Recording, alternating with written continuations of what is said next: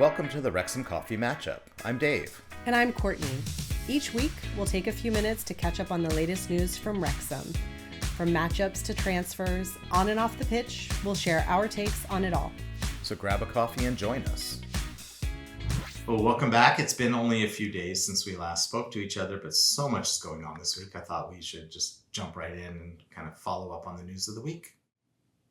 So you know that every week I look at the lineup and I use my gut and my heart to tell me who's starting again. And then I sometimes compare to the previous weeks just to check to be sure. And I realized something because I thought, as we're going through this Ollie Watch 2025, what's going to happen? You start to look at where are the players appearing in the lineups and what's going on with them and when are they starting. And I realized we have league match on Saturday, a cup match a couple days later, another league match on Saturday. I don't think that we're necessarily seeing, the people that have the most hope for the team, the people that we're going to see, at the end of the week after the roster needs to be set. I think what we're seeing is an effect of we've got some injuries. And because we haven't had to make cuts yet, we've got fresh legs that we can use. I understand what you're saying, but I also think there's a couple players that we saw today or yesterday on the cup match that we were worried about whether they have long-term perspective with the team. And so we had Jacob Mendy in the lineup starting. We had Elliot Lee. We had Dan Scarr. All of them played really, really well and showed that they can play against a championship league team and bring us to victory, which was kind of amazing to watch. So other than our sort of longtime favorites, what were your thoughts on the match? It was really nice to see Ryan Hardy in a starting lineup with Sam Smith, which is a nice pairing, I think. They're starting to kind of figure out how each other works. And Hardy's first goal was absolutely one of the most beautiful goals I've seen in the season so far, and definitely probably in previous seasons as well. It was really exciting to see Harry Ashfield. He's one of our under 19s. He's from the academy. He was born in Wrexham. And he just came out like he has in previous matches where he's had the opportunity to play and just shown that he is a fighter and he's really there to make goals and to kind of win the game for us. It was interesting because watching Parky's post-interview match, and they asked, are you going to send Ashfield off on loan somewhere? And he said, absolutely not. He has earned his spot on this team. I think you had a very interesting experience while watching the Cup, because usually I am listening to Mark and Andy and Mia, and you are able to watch with different commentary. But what happened last night? So because you're in Switzerland and iFollow doesn't have the video rights to the Cup matches, in the US, it's CBS Sports has bought the rights. And so on Paramount Plus, which is our streaming service, we usually have to log in onto the streamer, and then I watch kind of on an iPad while I work or on my desktop. And it was such a shock to log in right before I grabbed my lunch this morning and hear Mark, Mia, and Andy doing the opening commentary, because I had actually had a text chain with Mark earlier in the summer of is there any chance that they would actually use you for the commentary? Because last season, when we're having to watch on Paramount Plus, the Sky commentary is a little dry. We'll just put it that way, it's dry. And so it was really exciting for me and a lot of people on social media to hear Mark, Mia, and Andy. So the way that I was experiencing the match is I was listening to the commentary as though I were on radio, but scrolling social media, watching on Blue Sky, trying to see clips of the goals as they were happening. And it's funny because I saw someone post, I wonder if, Mark, Andy, and Mia know that they're on Paramount Plus right now. And I had just looked at that post, and Mark read it. And he said, oh, we're on Paramount Plus. So to sort of listen to them having that realization in real time was pretty fun. It was exciting. And he made a joke to me when I mentioned it to him last summer. And he said, well, they'd have to pay me a very lot of money to put my voice on Paramount Plus. So let's hope he gets a few pennies from that. So more than a few pennies. The other social media comments and chain that kind of caught my attention was the unfortunate jerseys of our opponents. Okay. Tell me more. Sponsored by Spud Brothers. And so we had a bunch of really, really talented players running across the field in what looked like plain white t-shirts with big Spud Brothers across their front. And it was funny that it made a lot of comments, a lot of attention, and a few jokes here and there. So. Was it like a picture of a potato? Was it a potato running? Was it a potato kicking a ball? I have so many questions about these Spuds. Was it two Spuds? So it could be brothers? If there were two, it would be pretty good. So, okay, I think they need a new marketing manager. Last week, you talked about our second half and how we don't bring the energy to the second half. And I think this cup match, we just did the exact opposite. We played well in the first half, and then in the second half, we just kicked it up to another level. We really went on the attack. We made substitutions. We brought in the right people at the right time. And so I'd like to know what you thought about the second half of this match. I mean, I think I totally agree with you.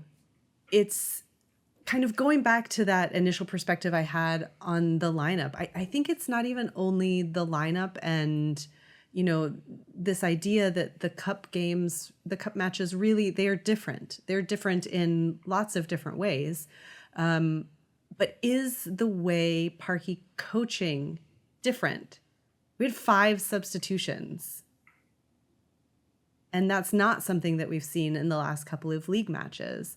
And what we've seen was this jolt of new energy, or not new energy, but this jolt of energy, this like, you know, highly energized super drive team in the second half, which is what we've been craving in the league matches.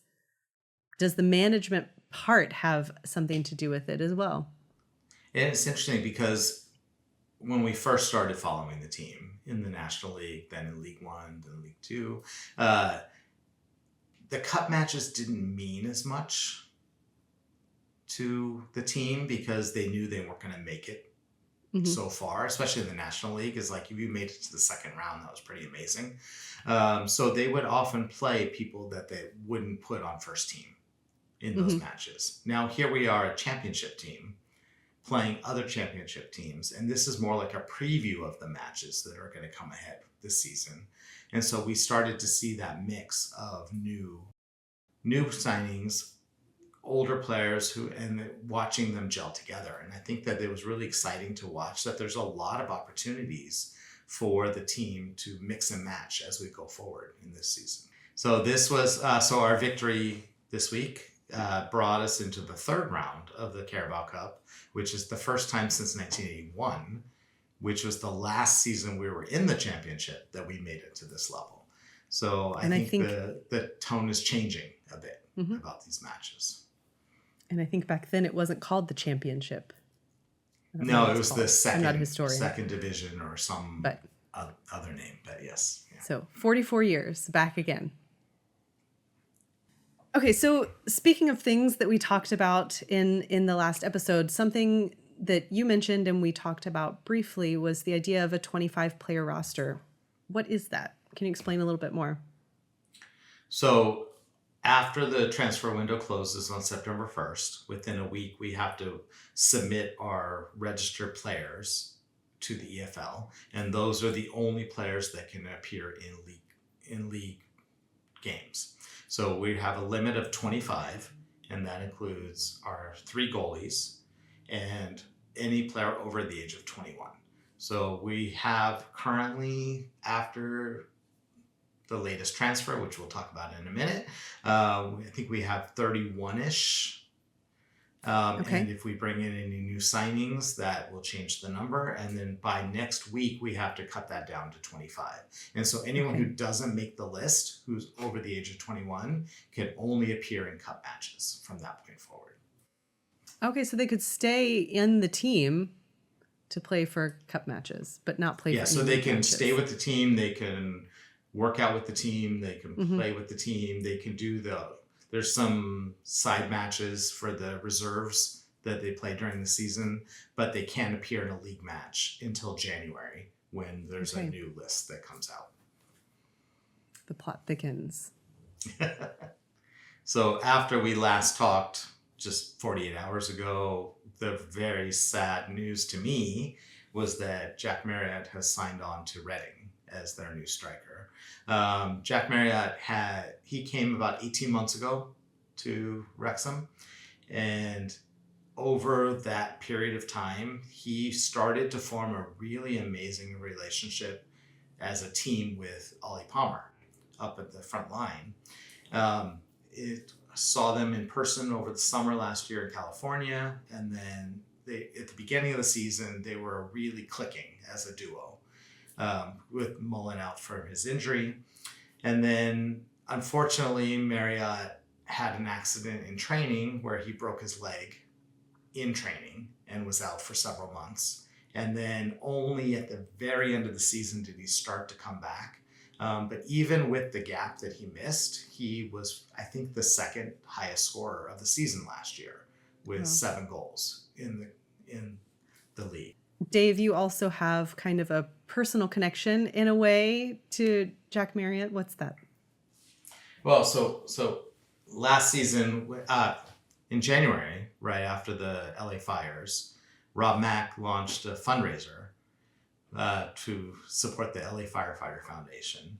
And he was selling off match-worn shirts from the Birmingham match that I was at in January. And so I was able to bid, and I won the Jack Marriott match-worn shirt from the Birmingham match. I don't think he actually made it off the bench that day, but he was in there. And still You were there together. And it smells like his cologne still. So I keep that as as a moment of pride. So producer Eric just smelled the shirt. He's like, Okay, so that's the latest confirmed news. My favorite, but also not favorite topic, Ollie Watch 2025. What are your thoughts? I know that you and I both, after the cup match yesterday, not seeing him start, not seeing him on the bench, you and I have been feverishly checking Wrexham posts today to see if there was any news about anything. Well, about Ollie. And as of Wednesday, August 27th at 12 Pacific, 9 Central European time, there are no updates.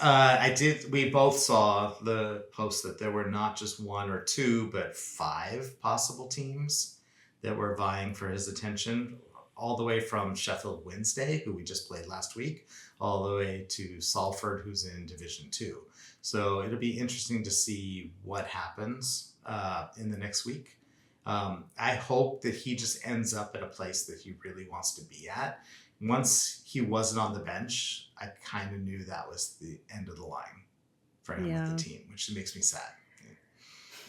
Yeah, I agree. I think that was kind of the last hope, I would say, that I had, was that maybe he would start, that maybe he would be on the bench and come in after the first 70 minutes, 75 minutes. But it's interesting now, kind of looking back, he was in the stadium when we were playing Sheffield Wednesday. So it also kind of makes you think, maybe there were some conversations that were, happening around that. So I'm very curious to know what's going to happen, because there are also some opportunities that might be available to him off the pitch as well. I think he still has a fire in him to play. Absolutely. I agree with you. But when he is done playing, he also has, I think we all agree, a very good career ahead of him as a commentator. Yeah, Because absolutely. as Ryan Reynolds says, the camera loves him. That's no question.